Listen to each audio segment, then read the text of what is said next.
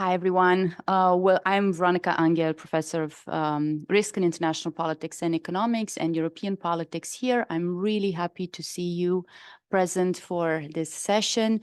This is part of the series of lectures on global risk that we have here at SAIS that I'm happy to host.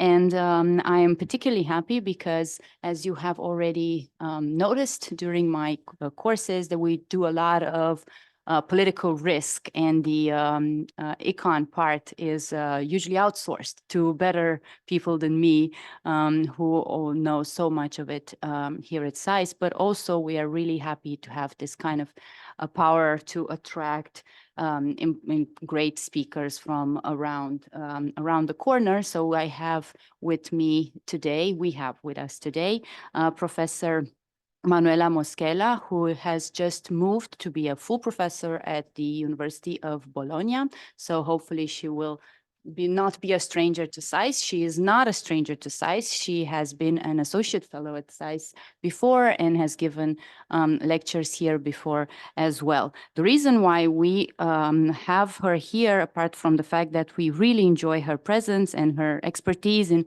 international and comparative politics and economy, political economy, central banking, international financial and economic organizations, is because Manuela has just released a new book, and this book is called Unexpected Revolutionaries: How Central Banks Made and Unmade Economic Orthodoxy, with Cornell University Press. And this is the kind of book that is very helpful for us to figure out not only the way that central banks and economy, in general, has reacted to the financial crisis of 2008 and other crises since, but also it uses the kind of concepts that we employ in class as well, which are around risk and uncertainty, and how different changes can take place at important times under conditions of crisis or stress. So I am really happy that Manuela is going to give us this talk, and together with Professor Marzinotto, Benedicta Marzinotto, with whom we've organized this lecture, I'm exceptionally happy because there's also a book in your history called Governing Risk. So there's a lot of risk here, and this is definitely something that we care about, as well as a little bit of predictions at the end about the future. So we're going to also be quite applied. Okay, so I'm going to give the floor to Manuela, and hopefully we're going to have a lot of questions to follow after about 30 minutes. And the people online will also be able to write their questions in the Q&A, and we will pick them up in the session. Thank you very much, Veronica. And let me start by really thanking Professor Angel and Professor Marzinotto for having me. You heard that I just moved to Bologna, so it's really, I'm a newcomer, and I'm extremely happy to make new connections and be here with you today.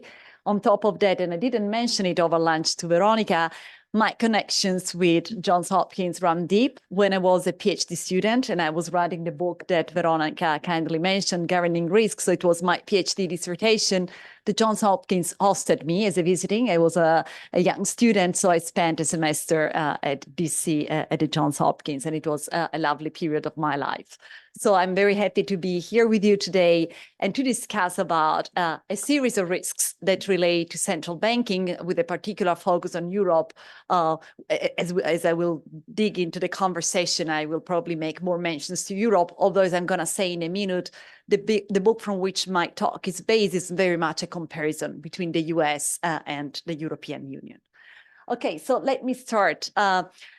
I'm a political economist, but I've always been interested in institutions. Okay, so on the classical question, if you want, at the intersection of political economy and political science, about how institutions evolve, what is the effect of institutions?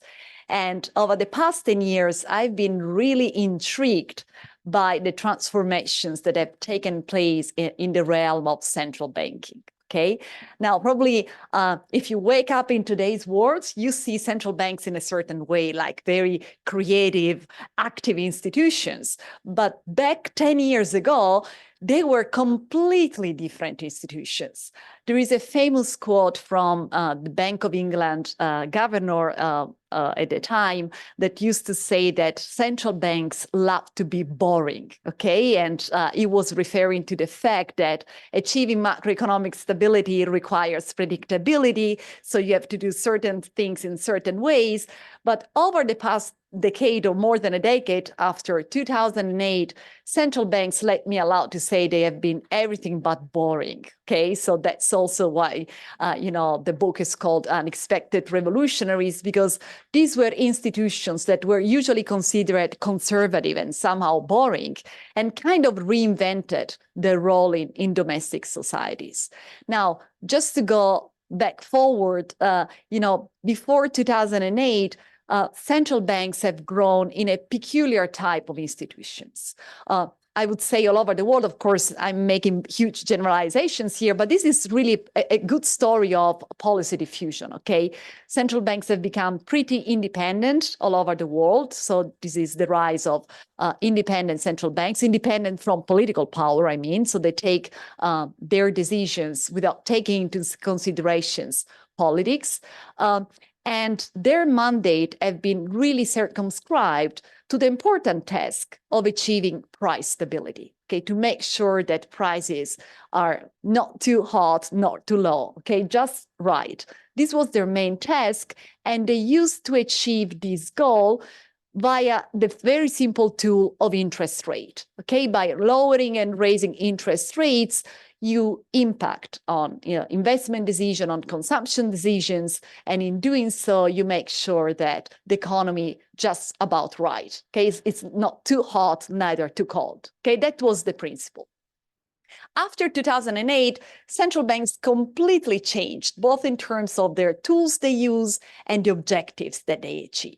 Okay, and this is the quote from a central banker, Claudio Borio, who worked at the Bank for International Settlement, that is known as the central banks of central banks, that said that what happened was really unthinkable, because we exactly had these institutions that were really geared toward this very important but very circumscribed mandate of price stability, that suddenly found themselves to confront new risks. Okay, the risk of a financial meltdown. Okay, in 2008, the major problem was a complete collapse of the financial system. So that was the major risk on the table. And then a risk that was been not on the table for decades, that is the risk of deflation, right? So indeed, if you go back at the time and read through what was happening, economists and policymakers were saying, the deflation risk was really a risk that was really relegated just as a matter of historical curiosity. But the crisis of 2008 and then 2020 brought back these risks. And, the other reference point in time was, of course, the Great Depression of the 1930s, okay? Because other than that, and outside of Japan, because Japan was the other major countries where deflation was still a problem, but other than that, basically deflation had disappeared from the radar screen as a risk, as a policy risk. So basically the context that completely changed. And extraordinarily, central banks that were these conservative, boring institutions adapted. And so they started targeting financial stability as an objective. They started targeting employment. They started even targeting climate change, as I'm going to say in a minute, especially for the European Central Bank. So they really expanded, the objective of their mandate, de facto, mostly de facto. And at the same time, they also expanded the tools with which to address these risks. Okay, they delved, you've probably heard this terminology, they've started using unconventional monetary policies. By the word unconventional monetary policies, basically you include all those monetary decisions that go beyond the use of the interest rate policy. Okay, so they started buying assets, okay, directly, okay, or they started using extraordinary loans for financial sector actors. Okay, so they really expanded their policy tools exactly to face this new context made of new risks. But as I was saying, for me, this was a very intriguing puzzle. So how come that institutions that have grown into this specific role, then decided to change and take on new responsibilities and use all these different set of tools, even if it meant experimenting with them. And so this was really the puzzles that animated my interest in central banks. Now, it doesn't move, so probably I should click somewhere. Okay. I also want to say that I think that this is not just a central bank story, okay? And I want to emphasize it for at least 3 related reasons. I think this is not just a central bank story, at least the story that I tried to sell in the book, or I sold my publisher not just as a central bank story. The first thing is that central banks are usually considered as one of the most important linchpin of what is defined as the neoliberal economic order, right? So when we talk about the organization of contemporary capitalism, central banks usually appear in this story, okay? So the usual story is that as we shifted from the post-World War II era that was characterized by Fordism and by the prioritization of employment as the major policy objective to pursue, and we switched to this era that is broadly called neoliberalism, central banks came to play an important role because by maintaining price stability, by allowing inflation to be at a very controlled level, central banks allowed neoliberalism to flourish. Okay, so that's usually what you find in the literature. So that's the reason why I think it's important to investigate how central banks have evolved over the past decade. Because if those that were the guardians at the center of the system of the neoliberalism changed, so probably we might say that something has changed in the neoliberal system at large, or at least we can speculate and reflect about them. The second point, while I think that investigating the evolution of central banks is not just a central bank story, is that central banks are extremely powerful institutions in our domestic societies, okay? Because think about it. Think about the huge impact that monetary policy have on output, employment, economic growth. Okay, so these are really important institutions with a lot of power on their hands. And as I was saying, they are also independent, okay, from political power. So they take their decisions at arm's length from the executives, from the legislatives. So investigating how this institutional evolution has taken place also tell us something about power and democracy in our domestic societies. Also because, all the range of unconventional monetary policies that have been implemented over the past 10 years and more, right, have had clear distributional consequences. We're still studying how the distributional consequences of monetary policies have played out, with unconventional monetary policies inevitably playing into the hands of the wealthier ones. So central banks have had, a distributive role in our domestic societies. So it's really important to understand how central banks, in responding to the risks that they were confronting, nonetheless had, enmeshed with the organization of public powers in democratic society. And I think it's a very important question, also with the public policy implication, because we also have to think, okay, we want independent central banks in our society. Are they still valid institutions? Is independence an important principle? And so on and so forth. The other point, well, I think this is not just a central bank story, is that, and it's something I foreshadow, the book is a comparison, as I'm going to tell you more in a minute, about the EU and the US, so and the monetary response in these two jurisdictions. And as I was saying, since monetary policy is so powerful, okay, on the economic prospects of a country, analyzing what happened, what are the similarities and the differences across the two sides of the Atlantic also allows us to think about the trajectories of these two that are very important capitalist economies in the world. So for all these reasons, I think that when we study central banks, we are not just studying central banks, but we are really getting at some fundamental questions about the organizations of capitalism. We're getting about some fundamental questions about democracy and power. And as I'm going to focus on the EU in a second, in the case of the EU, we will also talk about the process of European integration.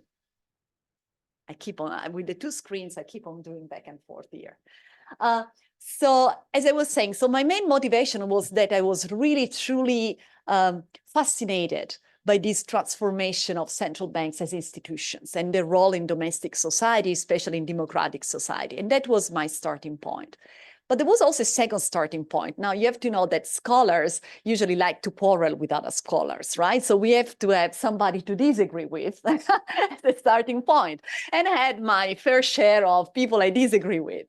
You know, my share of people I disagree with are those that, you know, I've explained. Of course, I was not the first to talk about central banks and their evolution, but I had many colleagues and also friends that were trying to explain this institutional trajectory by advancing what I call in the book the technocratic view. Okay, so they have explained this evolution of central banks by pointing to the ideas, you know, the economic ideas that central banks have developed, or to their independence from political power. So basically, the argument have been that, you know, central banks have evolved and have been able to respond to the risks, the deflationary risks, the financial stability risks of their time, because they were independent. So they were not caught up in the political fray like fiscal authorities. So they had the degree of independence that allowed them the room to move.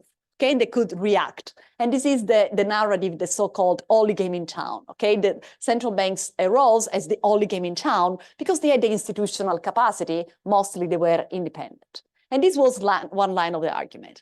The other line of the argument was that, you know, central banks responded to these risks when they developed the ideas, okay, or they learned from past crises. They have learned from the Great Depression. There were a lot of articles and commentaries comparing, you know, the Fed during the Great Depression of the 1930s and the mistakes that they didn't do in 2008. Also, thanks to people like the head of the Fed, Bernanke, who was a scholar of the Great Depression. So the argument was that once you have the ideas, once, you know, central bankers develop new ideas, they learn from the past, they also learn how to use unconventional monetary policy, they responded to these risks. And this is overall a technocratic view of central banks. You know, these are, in this way, they are depicted, you know, as independent institutions that develop their own ideas, that stand on their own. But, you know, for me, it's more complicated than that, because it's true. Central banks are independent, okay, but they are still public institutions, okay? They still live in domestic societies next to a lot of other actors, you know, next to, they respond for their actions to their political principles, to public opinion, you know, to civil society. So they still have it to exist. They are still public institutions, okay, even though they are independent. And so in the book, the basic argument that I try to put forward is that central banks are political institutions. They're not just technocratic.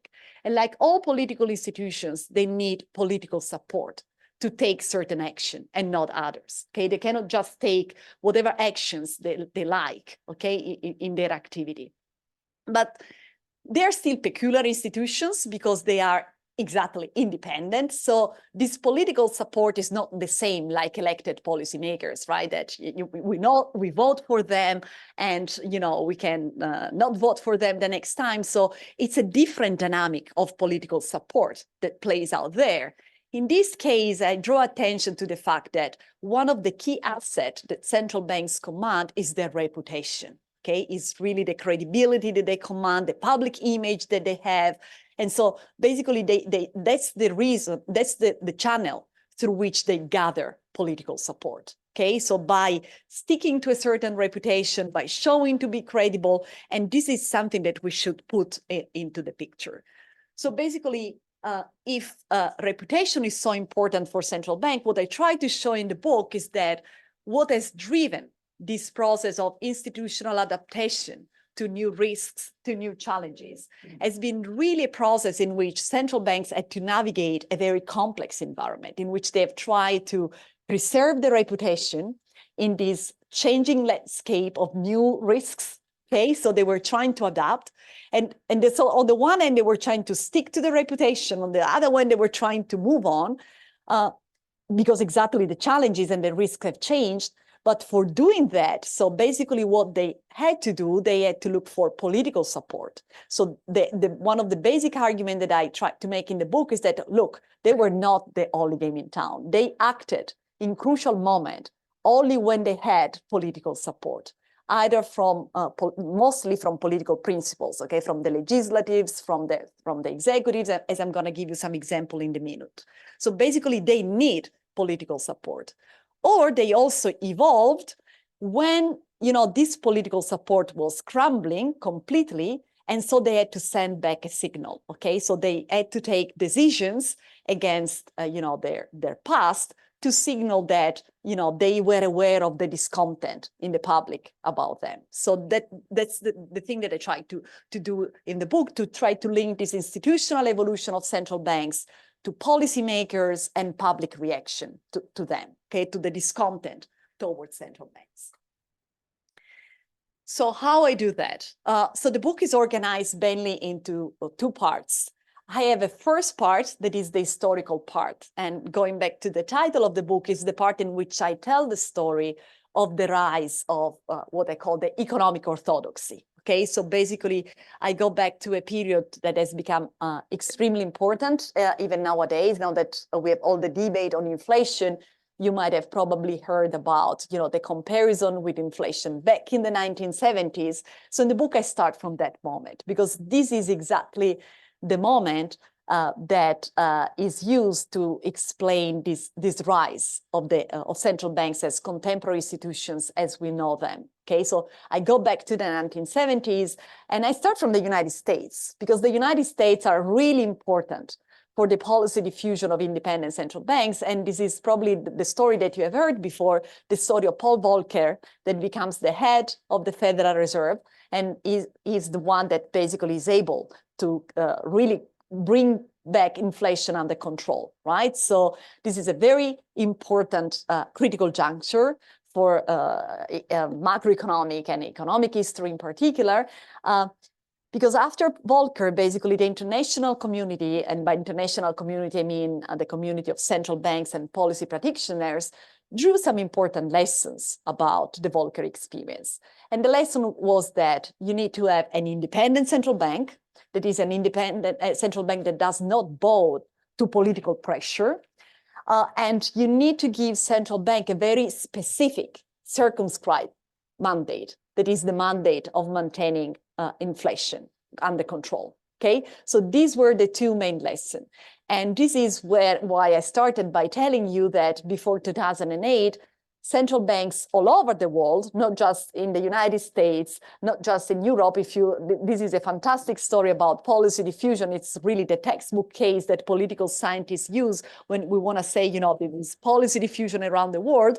This governance model of central banks as independent with a narrow mandate really spread all over the world, okay, to emerging market economies, to developing countries. It became really the governance model. Okay, and it all started with experience of the 1970s, that stagflation, really the difficulties of bringing bank control in the 1970s, and what we learned, or what the community wanted to learn from the Volcker experience. And so I tell this story, and I arrived basically after Volcker. You might have probably heard we had this period of the so-called Great Moderation, right, which was a very positive macroeconomic moment when inflation was basically under control during the early 2000s. We have a decent economic growth level, especially in the group of high-income countries. And so it was a very positive model, and central banks were recognized as the architects of this new stability. So it was really a positive moment for central banks, right? They were recognized as really those actors that have been able to deliver such a positive outcome. But then, of course, the global financial crisis came, and then we also had the pandemic crisis. And so in the book, I analyze this change. So how these institutions that have been really crowned as the architects of macroeconomic stability found themselves in this new fray, right? Found themselves in this new environment of risks, of financial stability risks, of, you know, the risks of deflation. And I use the US Fed and the European Central Bank.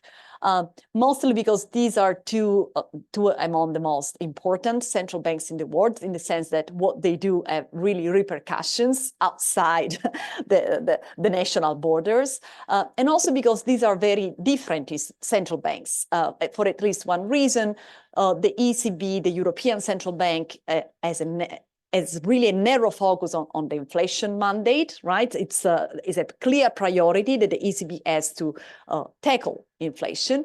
While in the United States, at least, there is the dual mandate. Okay, it's both inflation and employment. Okay, so it was more complicated in the United States, although even in the United States before 2008, there is a lot of scholarship that shows, that even the Fed has grown into this kind of inflation targeting central bank, even though it was not formally an inflation targeting central bank. Okay, so basically, what I do in the book, I analyze this momentous historical period from 2000, the responses that the two central banks have adopted to the 2008 crisis and to the 2020 crisis, okay, the global financial crisis and the pandemic crisis.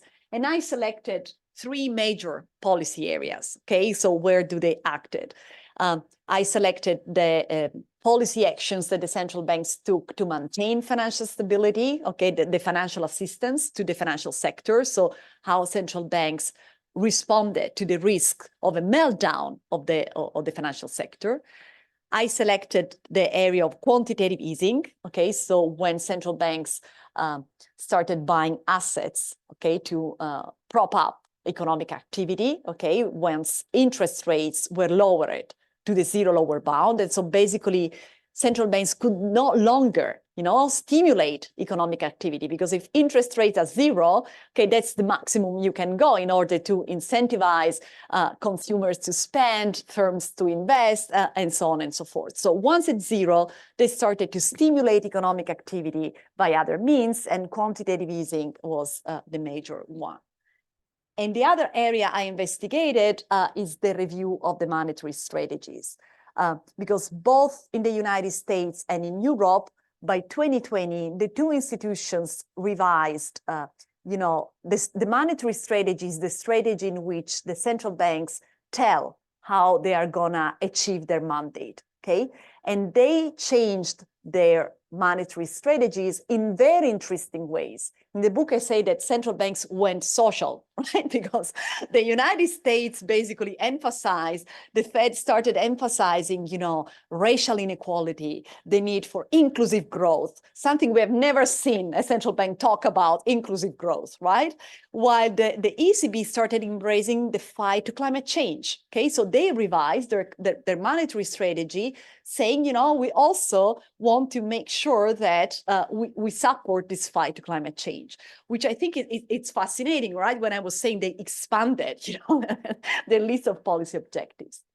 And what I try to do in reviewing the actions that central banks have been taken in these areas, I try to show that at critical moment, they took critical decisions only when political support was in display. Okay, so for instance, just to give you an example, I give you an example from the Fed and I give you an example from the ECB, okay? In the case of financial assistance to the financial sector, in the case of the Fed, you might remember that the story about Lehman Brothers, okay? And the huge debate that the Fed basically let Lehman go bankrupt, okay? There was a huge discussion about it. And the usual story, the usual narrative is that the Fed did not intervene to save Lehman because the Fed did not have the legal competencies, okay? It could not do that because it was not in its legal power to do that. In the book, I try to show that it's true, of course. There's an important part of the story. It was not in the legal mandate to do that, but of course, they stretched their mandate several times, so they could have done it.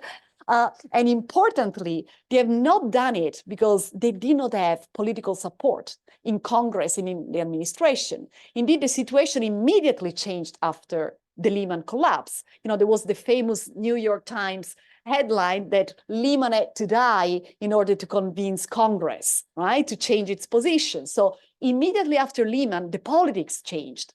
So Congress changed its position. And so they were willing to offer the Fed a hand and to also allow the hand to deviate from its standard mandate by offering the Fed a political cover, and so allowing the Fed to expand its financial assistance to the sector. The same goes for the ECB. Of course, in Europe, the huge debate was about quantitative easing, because in Europe, when you buy assets, the distributional consequences are not just among groups, you know, wealthy, not wealthy people, but it's also across national lines. You know, as an Italian, you know, I could tell you how the Germans looked at us, you know, that, you know, the ECB was buying Italian debt. So it's, there were, I mean, these important consequences. And again, you know, the ECB made a lot of mistakes throughout the crisis. But, you know, an important part of the story that an important argument I tried to make is that, look, you know, ultimately, when the ECB acted, first when they enacted in 2010 the first security market program, which was extremely controversial, and then when we had Draghi announcement of whatever it takes and the outright monetary transaction program in 2012, the argument that I tried to say is that, okay, of course, leadership mattered, Draghi mattered a lot, but these events would have not happened if there was not a modicum of political support from European political leaders, okay? If Merkel implicitly gave its green light to the ECB to enact this quantitative easing program, okay? So there was a kind of coordination, as I'm gonna say in a minute, between the ECB and fiscal authorities in Europe. As for the review of the monetary strategies, the main point I tried to make is that the change in these monetary strategies would have not happened had it not been for the declining level of public trust in these institutions. Indeed, in the book, I show how, you know, declining public trust towards the Fed and the ECB really transmitted inside the institutions. I mean, officials inside the Fed, inside the ECB, were aware that the public were discontent, you know, that were aware of the protests towards them. And so part of the reasons, at least, a good part of the reasons for me, according to which central banks went social, it was to kind of respond to this public contestation and public distrust towards central banks. So it was central banks' signal to say, look, we care. We care about employment, we care about inclusion, we care about environment. So that's what I try to argue in the book. So to wrap it up, I think there are two major findings, and these are also the way in which I present in the book. The first finding is that really central banks did not act alone. So I really turned the narrative of the only game in town on its head. Say, look, it's not true that central banks were the only game in town, because the most crucial and controversial decisions were taken only when they had political support. Okay, political support took very different forms, as I'm going to say in a minute also with regard to Europe, but they had to have support from their political principles, exactly because central banks, they knew that they were deviating from their past reputation. They were putting their credibility on the line. So they really had to make sure that they had a political cover, that they were not really being scrapped away. So upset coordination, there were suboptimal outcomes. So in the book, I also tell the story like Lehman, right? Lehman Brothers going down. It really, we risked probably the biggest financial meltdown in history. So when this coordination was not in place. And so probably these all where does lead us to is to rethink the coordination between monetary and fiscal authorities, okay? Because as I was saying, you know, central banks have grown really independent from political power before 2008. There have been a huge discussion about the extent to which we can think of the coordination between monetary and fiscal authorities, but probably one of the main message I want to convey is that it is possible somehow to be independent and to have a modicum of coordination with fiscal authorities and to respond to the risks that emerge and that are unpredictable and you cannot know ex ante. And this applied back in the period of deflation and financial stability risk. We could also say that it could apply to the inflation scenario and decarbonization, okay? So it is possible to think about the current scenario, right? In which we have central banks, especially in Europe, that they've been trying to respond to the return of inflation, which was mostly driven by supply side shock with the usual tools of interest rate policy that affect demand, right? So this is a classic area where coordination is all the more important, right? So where fiscal authorities can try to intervene and mitigate the impact of the supply side impact of an energy shock, for instance, okay? So there is way to think about more coordination between monetary and fiscal authorities. I know it's complicated. I know that central banks are independent. I'm not arguing against scrapping independence, not at all. What I'm trying to say is that we can end up in a more efficient and better world by thinking of coordination. Of course, in Europe, and Veronica asked me especially to focus on Europe, this is probably more complicated because Europe, as I was saying, the distributive implications of monetary policies really cut across national lines. The ECB is also a particular type of central bank with a clear priority of objectives where maintaining inflation really stand on top of it. And also, in terms of coordination with fiscal authorities, by comparing in the book, when I compare the experience of the United States with Europe, I say, okay, in both cases, we had coordination, okay? When central banks acted in the most unconventional ways, when they really moved away from their usual mandate, they had political support. But not surprisingly, we're talking about two very different polities. Political support took different forms, right? Because, of course, in the United States, the Congress, the administration were willing to put money to offer an explicit cover for the Fed. In Europe, it was more complicated. It was more a division of responsibility. So, the ECB was acting and fiscal authorities in response, they were creating something like the European stability mechanisms. They were adopting fiscal austerity. So it was more complicated. It was more a division of responsibility. But still, these are important things to ponder about how, this coordination takes place. The other finding of the book, so I said coordination matters. Central banks often cannot do it alone, and it goes against the idea that central banks are all these powerful institutions in domestic societies. I have no idea about the timing, Veronica. Give me an idea. Okay. So the other major finding of the book is that who central banks listen to, because I said one of the major finding that I show in the book is that central banks also evolved as a response to public contestation or public distrust. Okay, so when they review their monetary strategies, when they embrace this idea of inclusive growth, when they embrace this battle of against climate change, they also did, I try to argue in the book, also as a response to this public contestation, to this distrust towards them.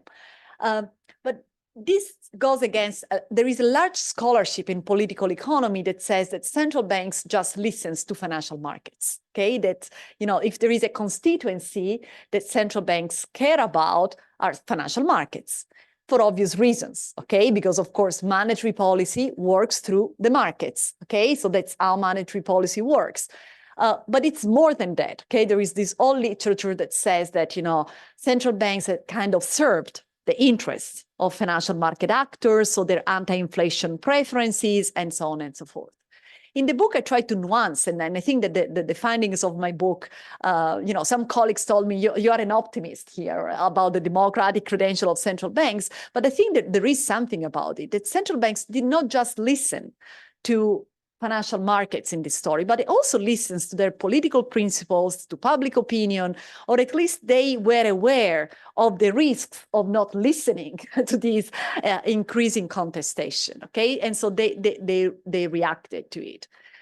Then, of course, as a political scientist, the question is when, under what conditions. Central banks tend to be more responsive, if you want, to public opinion than in other circumstances. But at least, there is space to think that, the democratic accountability of central banks can take place, or that central banks, they are not completely insulated. They do not live in this world of independence, but they are part of domestic societies. And so they are able also to understand what are the requests and the criticisms that are out there. So these are the major, findings of the book. So let me just reiterate this idea that central banks cannot do it alone, but most of the time they need political support, which means some form of coordination with fiscal authorities. And of course, I do not have a policy prescription for the exact type of coordination, but there is room to think about it. And the other thing is that central banks can be responsive, okay? They can be responsive even to audiences that you won't put on the list, on the radar of central bankers. So where does this lead us to? And these are really my conclusion. When I finished the book, inflation started to be back on screen, and it was something, again, an extraordinary change, going back to the risks that you are analyzing in your course. So the inflation risk came back, and it came back with a vengeance, right? So we went back to a policy script of the 1970s.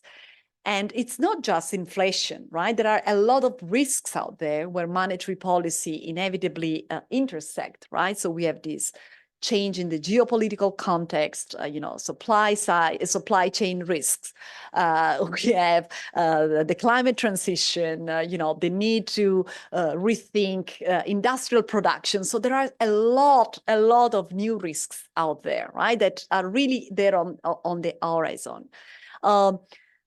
How have central banks have responded? Is it back to normal? I think apparently yes, right? Because of course, if you think about what has been the response to inflation, of course, central banks have reacted with interest rates, which is, I think, it was the only way to go, honestly, right? With inflation in double digits, is impossible to think a central bank that stands still, right? Even though, especially in Europe, the inflation dynamic has been much more driven by the supply, by the energy shock than by demand, right?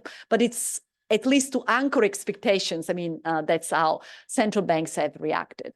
But does it mean that we are back to normal? I hardly doubt that, right? I think that the trajectory that I try to discuss with you today has been extremely important, right? The opening up the playbook of central banks with unconventional monetary policy is not that they will simply disappear, right? Of course, I mean, times have changed. And again, central banks will have to navigate new complex scenarios, new risks. So I don't know exactly where they will go, but I really doubt that we will go back to a world where central banks are, all these powerful institutions that by using interest rates can really bring back economic stability. And so I think I will stop here with a question mark on the evolution of central banks, and I'll stop it here. Thanks for your attention.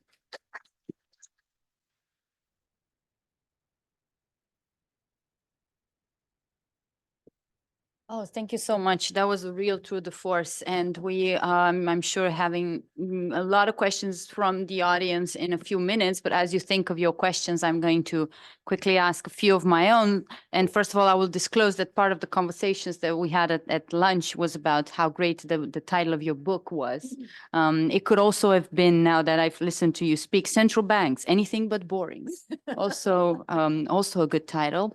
Or something along the lines of a lot of central banking, not a lot of democracy, which is something that I think many of us still have on our minds. And then you do make this case, and it's very convincing that there is all this this need for politics and political support, but you don't have to be democratic to be political. Right. So authoritarian leaders need their politics as well. They need support from the population. They are responsive when there is pushback, when there's lack of trust.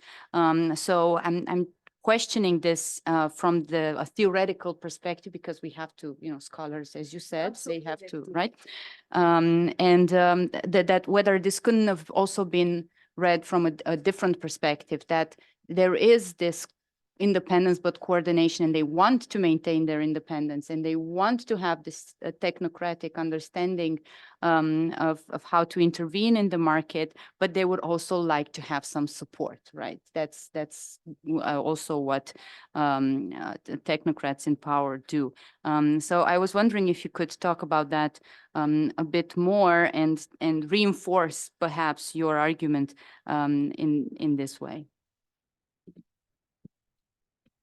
Thank you very much, Veronica. I wrote down central banks, everything but boring. I will use it for another article or so. I mean, 10%. Absolutely. I mean, we will decide on the fee later on.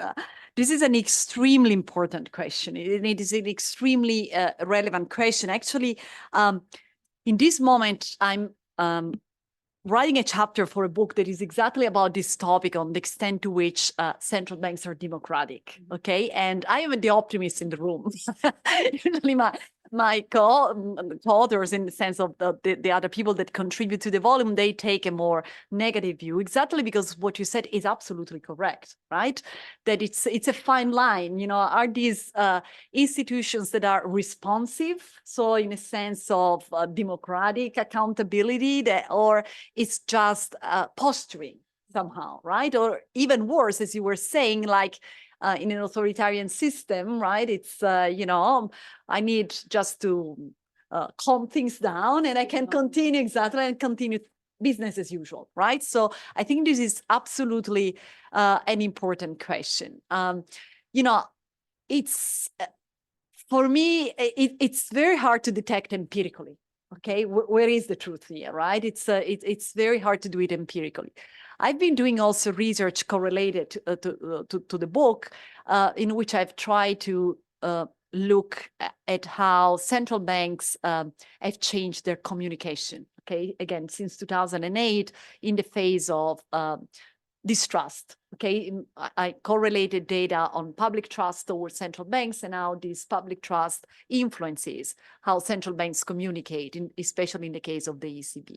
And what we found with this works with co-author is that really when public trust diminishes, the ECB try to expand the list of topics it deals with, right? So like if it were somehow, and it's a double-edged sword, because in the article we say, they open up, the topics they talk because they want to reach out to broader audiences. Okay, they want to engage with citizens and citizens' demands. But of course, I mean, you might also read this. It's just, just posturing. They're just opening up new areas just because they want to show that they are engaging. So this is an extremely important question, but I really struggle how to prove empirically that it's one or the other. So I do not have a straightforward answer. It's a question for empirical research for me. For me, what was really astonishing is that also by looking at the debate within central banks or having interviews with central bankers, they were aware somehow that they had to do something. What I can tell is that I never detected, the feeling that they had to do because they want to retain their power or their independence. So, but again, it's very difficult to tell. I completely take your point. And my answer, and I know it's not a completely satisfactory answer, is that it is a matter of empirical research, that it's very difficult to adjudicate, are these institutions responsive or are they just posturing in the face of public contestation? It's an extremely intriguing question, but I still haven't come up with the ultimate empirical test for it. Well, I think you did a great job moving this conversation forward, but I'm oversampling on the fact that I follow the politics of Central and Eastern Europe, where central bank governors are in place since before the fall of communism. Yes. They're the same people who are still running central banks. So there's this feeling that very few things are changing in the European states that are not immediately responsive to the ECB the way the countries that are in the Eurozone would have to be. The reason why I asked the previous question is not just theoretical, but it's also very practical, because as people who have to anticipate risk for all sorts of industries and clients and so on, if I look at the central bank policies in a country in Europe, it's one thing if I say, oh, they'll be responsive to the politics of the government. And it's a different thing if I say, well, they're strong and they have this policies that they have always had in place, and they will follow that kind of policy in the future. And they might have this whole toolbox that you refer to, but most clients always ask what's going to happen to the interest rates. So this, particularly in England or in, there's always this idea that this is what the central banks do, and this is what we have to look at, and we have to anticipate, and then we're going to predict, and the investors are going to do something related to the likelihood of interest rates going up or down, right? So my question to you, even if we don't know exactly how to look at a broad level, whether they're political or independent, would be what other things could we look at to better predict the role of a central bank in a state? So if beyond what they're going to do to the interest rates, what other specific metrics, indicators, something could we look at that we're missing out, or we could to also tell our clients to look into more, if anything? Maybe there isn't any. Maybe they're right. No, absolutely. This is absolutely an important question. So how to anticipate all the factors that, central bank, we have to factor in order to anticipate monetary policy behavior. Okay, let me do a step back here, right? Of course, the historical period that I analyzed in the book is a very peculiar historical period. It will pass down to history books as one of the really most momentous historical era, right? We had, the 2008 global financial crisis in Europe, followed by the sovereign debt crisis. Then we had a pandemic. They were really, really uncertain times. Of course, and the war, we had the war, absolutely. So these were really extremely hectic times, right? So it has been extremely complicated. So when I finish off one of my slides, when I was saying that central banks were responsive, for me, really the question that ties back to your question, Veronica, is that, okay, under what conditions and what are the type of pressures that then make it into the central bank, okay? Because of course, much of the reasons that, the ECB and the Fed changed their monetary strategies also in response to public distrust was exactly because it was a very prolonged period of crisis. So also the length of the crisis. Central banks have been failing for a decade, which was also extremely important, something that I didn't mention. Central banks had been failing their target, the 2% target in inflation, for over a decade. So they really had to show something, that they were doing something, because they were unable, right, to show any significant progress on their mandate. But the crucial question is that under what conditions, which constituencies is able to put pressure on central banks instead of others, right? For instance, if you also look at the current situation on inflation, right? And as I was saying, central banks reacted forcefully, at least in the United States and Europe.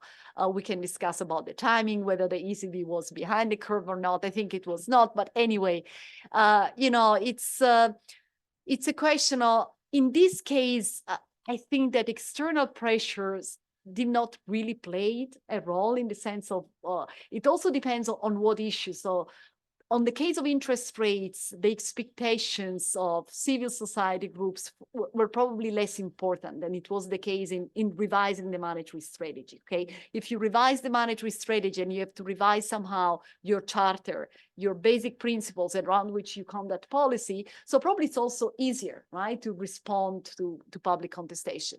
But you have to do monetary policy, decide on lowering or raising interest rates in the middle of an inflation crisis. So probably this is an area where, different constituencies have less of a role. And so the factors that matter most are inside the institution. So it really it very much depends. It depends on the crisis. It depends also on the type of pressure, right? And that are exerted on the central banks.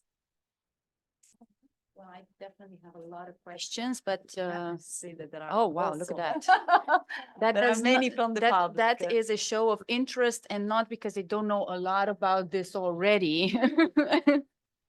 Glad to hear that.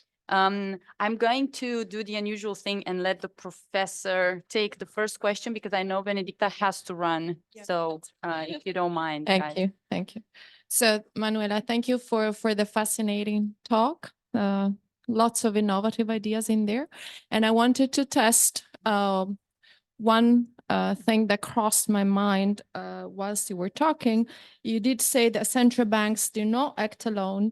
And I would like to know, especially in relation to the whatever it takes, if your story would also support the idea that governments cannot act alone, because then the point was that there was a massive academic consensus around the fact that the euro area needed a lender of last resort.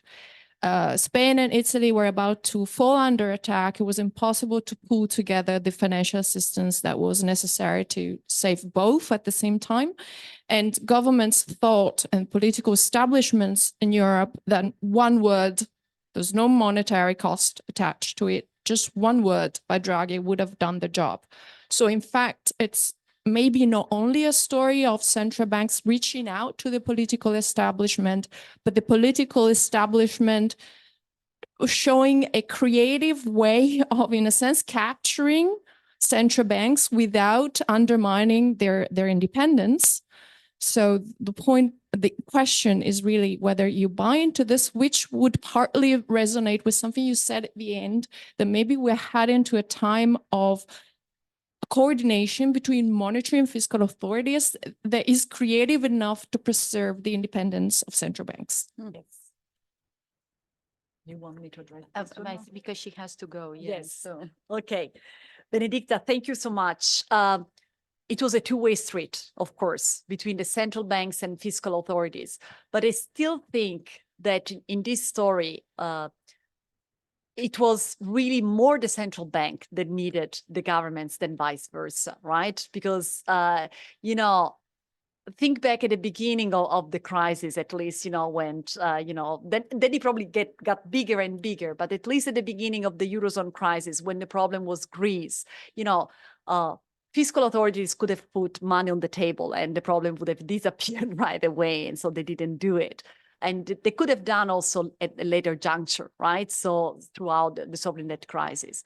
For the ECB will in this story, for me, is the central bank that is hands tied, right? Because they were tied by their mandate, they were trying by the limits, right? Of the legal limits of their mandate. So they really needed a sign that they could go beyond their mandate. So they really needed to know that by overdoing their mandate, they had at least political cover, political support. So for me, although I completely recognize that, of course, it was a two-way street, as it always happened, right? That there is some form of coordination between the central bank and the fiscal authority. In this story, it was the central bank that needed more the fiscal authorities than the other way around. So it was, that's the reason why they need political support, because they were the ones that were risking, the reputation, the credibility by overdoing it, by overstretching their mandate. All right, so who's next? If you could also say your names. Yes. I know Nassim.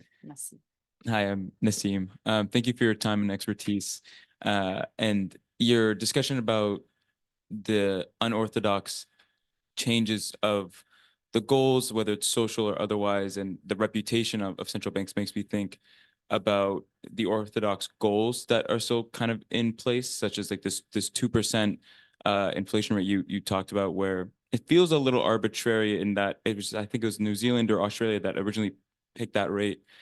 In the US, there's a debate right now of whether 2% should be the goal because it requires cutting a lot of jobs. And there's a lot of risks with getting to that 2%. So I was wondering if in your time studying this, if you found there has been a change in those orthodox goals of what the rate should be, what are the risks and the costs of approaching these goals? Sure. Yeah. Alessandra, and then Ishita. Hi, thank you. Thank you for being here. I'm Alessandra, European Public Policy student, and I have two questions, so I wrote them down. Do you think that the Eurozone will prove itself resilient to geopolitical risks and challenges, or do you think that this constant call for flexibility of monetary policy rather than fiscal policy coordination will increase the risk of unmanageable inflation, or in case a member of the Eurozone defaults, like for instance, Italy, there's no way anyone will be able to bail out Italy? And then the second one is that if you feel that reform of the euro is required, if the European Union is going to welcome several countries in the future. And Sorry, Alessandra, I didn't hear the second question. I was writing down. and then if you think that reform of the euro is Okay. required inside of welcoming several countries in the European Union and then the Eurozone as well. Thank you. Great question. I mean, they're a bit outside of the. Yeah, but we can discuss. Absolutely. Ishita? Hello, thank you so much. Thank you so much for the talk. I'm Ipshita. I'm part of the Global Risk Program with Rosango. I think I just kind of wanted to go off of the role of central banks in popularizing liberal democracies around the world, as you'd said. If you think about kind of where the Fed is today, their public popularity is at an all-time high. They delivered a soft landing for America. And in some ways, like, they kind of eased the blow of a trade war that President Trump started, which kind of led to the decoupling mandate that is going on right now. Do you think the Federal Reserve or other central banks as well have a role in kind of undoing some of the liberal order as well? Since you know more about the US as well. Yes, Like so we the euro, balance. So we balance. Should we take this and Yes. respond? Or- Yes. Yeah. Next. Okay, thank you. These are wonderful questions. So some of them, it's more speculative answers. Some of them are more precise answer. Nassim, thank you very much. There is a huge debate about the 2% target, okay? And it started off on the heels of the, especially 2008 crisis. Even before that, as you were also hinting at, there was this debate. I mean, where does this 2% come from? And of course, it's an important. I don't want to say that there is no. There is a lot of scholarship that shows that low inflation is beneficial. The 2% can sound a little bit arbitrary, right? Sometimes it's also the same for the the Stability and Growth Pact, where the 60% come from. I mean, sometimes there are these numbers that become magical, and then it's difficult to trace back where exactly. So there. Since 2008, there has been a huge discussion about whether we should keep the 2% target or it should be increased. I think Olivier Blanchard was one of the first, I think probably the time he was still at the IMF, saying that probably we should consider 4 instead of 2 in order to give more room of maneuver to central banks, especially in a downturn. This is an interesting story because it has been a policy proposal that has been surfaced and resurfaced over time, and it never made it through, right? So it is something that is debated, but never really taken into consideration, or it's never been, enacted. And again, I can speculate on why is it the case. One, of course, is that there is no probably economic consensus on this idea of switching from 2 to 4.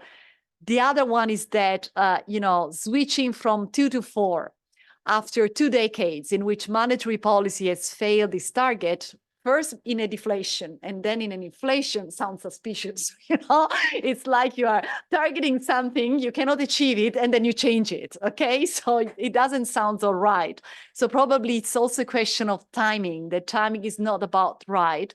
But for sure, it is a conversation that is out there and we must all have, right? So I think these are important reasons that, it's timing of a policy proposal, although it's on the table, but it's not really implemented exactly because I think failing for 2 decades, it does not help the case for changing it. And also because the 2% has become so ingrained, right, that it's difficult. It's a kind of the usual path dependence effect. It's very difficult to move outside of it. Alessandra, these are very important questions, but and we are entering the speculative game, and so I mean, let me just sharing thoughts, right, and sharing ideas here, right, also based on what I've been doing on my previous research. I think that the Eurozone has proved extraordinarily resilient, okay, especially, you know, if I go back 2008, 2020, there have been a lot of mistakes. Okay, don't get me wrong, not least during the crisis. Now with the Middle East, we were chatting over lunch. Europe and the Eurozone in particular have made a lot of mistakes throughout this crisis. But then extraordinarily, the system has worked somehow, right? So it has been able to muddle through. I think that, you know, the institutions have worked and at crucial moment, you know, the Europe and the Eurozone have been able to cobble together and to manage the risks. You were referring to the possibility of a country, you know, defaulting on its debt. What happens, for instance, in the case of Italy? I think this is important also in the discussion on the return of inflation, right, and the inflation risks. Because if you remember, one of the reasons the ECB was reluctant once the Fed started raising interest rates, you know, the Fed started earlier, and not just because inflation was much more marked in the United States than Europe. Also because in Europe, there is always this lingering concern, okay, what happens if we raise interest rates, and in combating inflation, we then push a country like Italy on the brink of a financial disaster, right? And so before raising interest rates, now I don't remember the exact timing and sequence, but you might remember there was the meeting of the Governing Council of the ECB where they adopted the new policy, right? That they said, okay, what happens if a country like Italy, you know, has troubles in its government debt market? Now I don't remember the acronym, but so basically they make sure that they had a lifeline of support for countries experiencing financial trouble before raising interest rates. So basically what is happening in Europe is that going back to the transformation, that we are not going back to normal, that the ECB is opening up all the channels possible. So they are raising interest rates, so they're going back on using the channel of interest rates, but they're also there say, look, we're also ready to continue using unconventional monetary policy and to extend credit if needed to a country like Italy, should our interest rate policy produce unintended risks. Okay, so it's a combination of policy tools. On the geopolitical challenges, I mean, this is the million-dollar question, right? It's there are so many geopolitical challenges, from the Middle East to Ukraine, to this climate transition, to the industrial transition.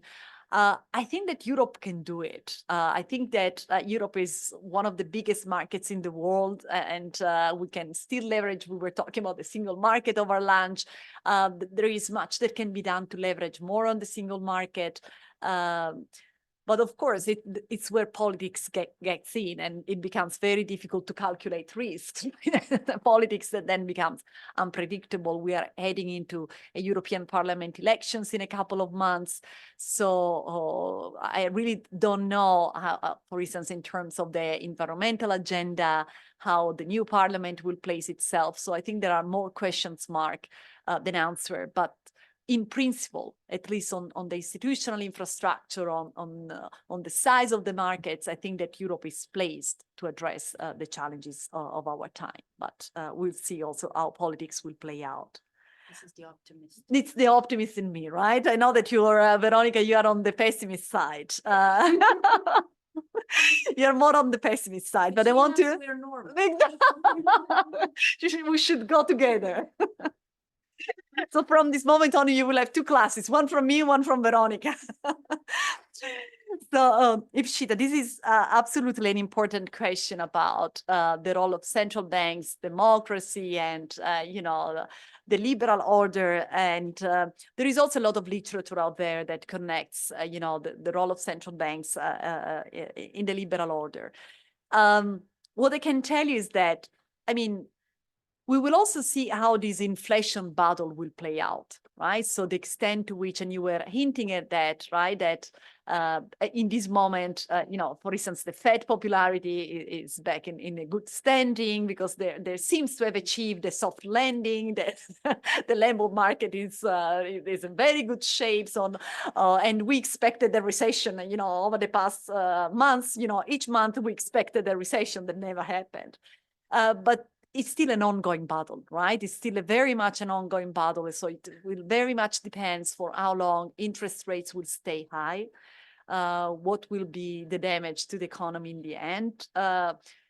Here I'm more pessimist in the comparative way, in the sense that I think that, of course, the United States in a much better position that Europe is. In Europe is very much more complicated because each day in which interest rates stay high, it's really a serious damage to economic activity. So it's a difficult trade-off, right? Because of course we have to bring back inflation under control, but on the other hand, you do not want to destroy the economy. So it's whether central banks will continue to be popular, whether they will continue, whether they will again, as I was said, during the Great Moderation, they were really recognized as the architects of macroeconomic stability. I think that the game is still open. So we will see how this inflation, I think they will bring back inflation under control. It depends on at what costs, right? So we will see, and it's still open. You don't want to make any predictions about what will happen to these interest rates? I mean, I think that, and probably I'm growing to prompt markets yesterday, there were all these news that, now markets are pushing back expectation of a decrease in interest rates. Honestly, I didn't expect any serious decrease in interest rates before the summer, right? Because the central banks are playing really prudently here, right? Because they really know that now they have a handle on inflation and they can really still squeeze it. So I think that they're playing on the safe side, right? But again, it goes back to what I was saying to Shita, right? It depends how much the damage will be to the real economy. And I think in Europe and in the Eurozone, it will be much more damaging than in the case in the US. And that, Manuela, is a prediction. And that Which is is something that we do here a lot in trying to figure out how risk work. It's not that hard. See, I love learning. I'm a quick learner. I'm a quick learner. We're giving back. Thank you, Ipshita, also for the question that spurred this. We were there. Yes, your name. I'm Francesco from the Masters in European Public Policy. Thank you so much for your time today. It's been a fascinating talk. Just to throw a bit of a spanner in the works, we saw that President Javier Milei was here visiting Giorgia Meloni, the Prime Minister of Italy, and I wonder what your thoughts are on him trying to shut down the BCRA. Do you think that how's that going to play out? And yeah, I'm quite curious to hear your opinion. No. Everything. No. There are other questions. Other questions? Yes. Hello, I'm Eduardo. I'm a first year in the international relations program. My question is more on the evolution of central banks and this growing politicization of them.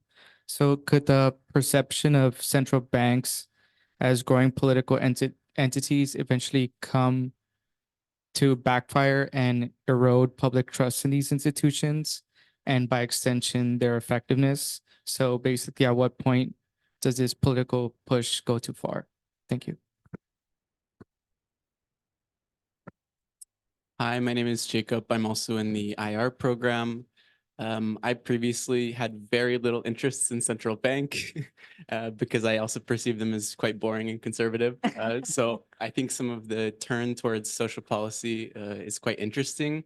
I'm wondering if you could talk a little bit about some of the tools that they use to go towards some of those policy goals and whether some of these short-term crises, rises in inflation, if they're able to blend in some of those tools with the traditional orthodox of rising interest rates.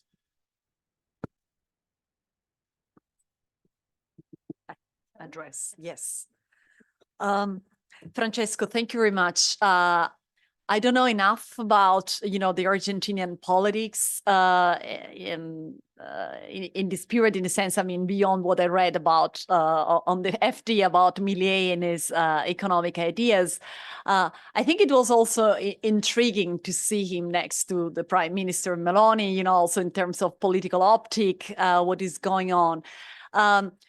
You know, in the governing risk book that Veronica kindly mentioned at the beginning of my talk, I've been studied, in that book, I studied how the IMF responded to the crisis in Latin America and Asia, so back in the 1990s. And of course, Argentina is, you know, one of the country that talking about risks and uncertainty is really occupied, and it's a country where predictions are extremely complicated. So I think it's one of those cases that is worth looking at, but I don't know really enough to answer your interesting questions. But it's something that, of course, I mean, we will think about it.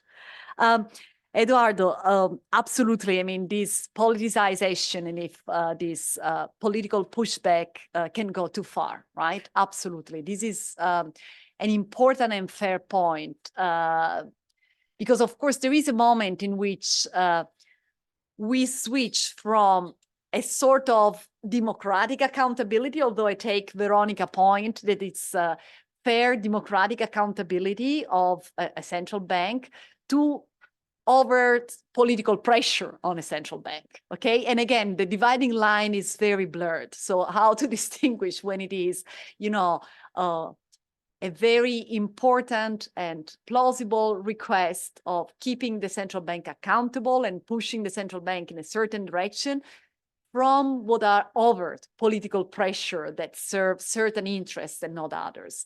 So this is, again, a very important question, and it's an empirical question, right? So when we distinguish what are the requests based on a central bank, so, and when they are legitimate democratic accountability requests, and when they are just, you know, pressure on a central bank to push the central bank in a direction that serves central interests and not others. For sure, we have to make sure that any political pressure, think about when Trump was tweeting, you know, against Jay Powell, you know, that the worst enemy for the United States is not China, but it's Jay Powell.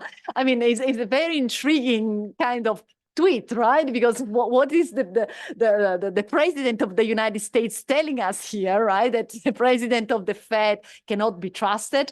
That is, I think, is one of the point that you raised. It's a case in which politicization is not politicization, it's pressure that really erodes the credibility of the central bank, right? Because if the president of the United States go on a public tweet, really shaming, you know, its head, saying that is the worst enemy of a country, there is no more, you know, a legitimate, I think, claim for the central bank to listen, but it's just an overt politicization, an overt pressure that undermines, you know, the institution. On the last question, I missed your name. On the tools of social policies, absolutely. This is a very important question.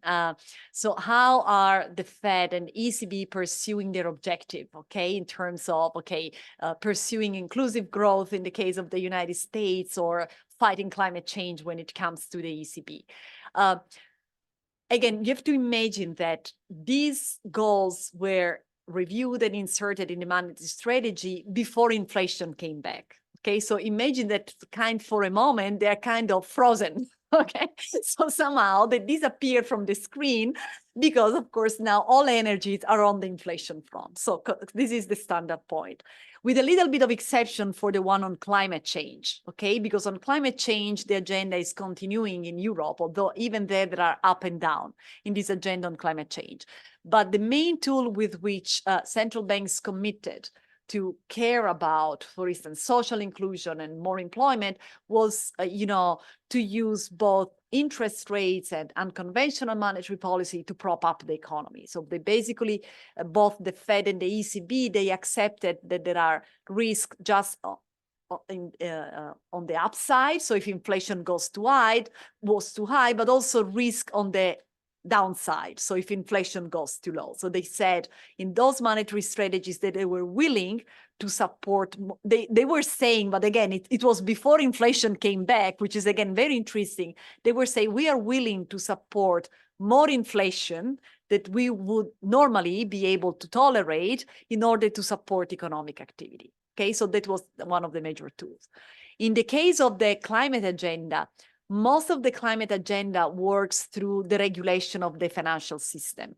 So basically what the ECB is doing is trying to come up with a system of disclosure from the financial sector about where do they invest, how do they invest, in order to have an idea, and so to intervene in the case of collateral or asset purchase program. So if the financial sector does not disclose or does not have green credential, the ECB in principle, because they are discussing exactly the policy, would not buy the assets of the corporation or would not make certain assets eligible as collateral with the central bank. So this is the debate. So it's working mostly through the financial sector and the monitoring of financial sector and risk activities.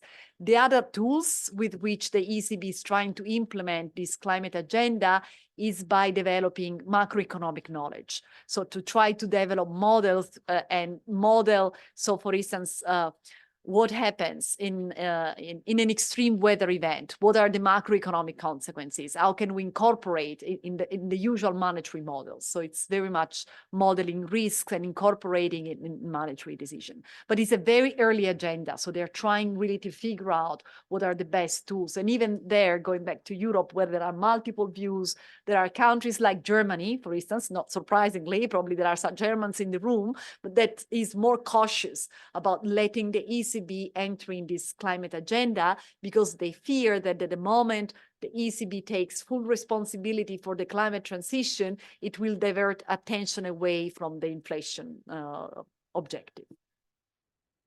Thank you so much, Manuela. I think this was a really great, very useful, provided us talk, it provided us with an education that was not boring. And if we made our lunch sound interesting, wait to see us at aperitivo.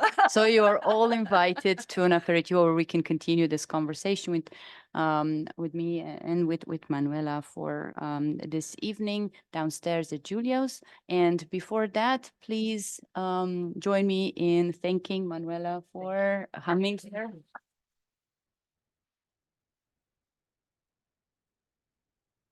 And yeah, see you in a bit. See you in a bit.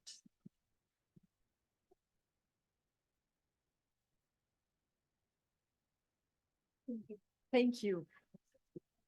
Thank you.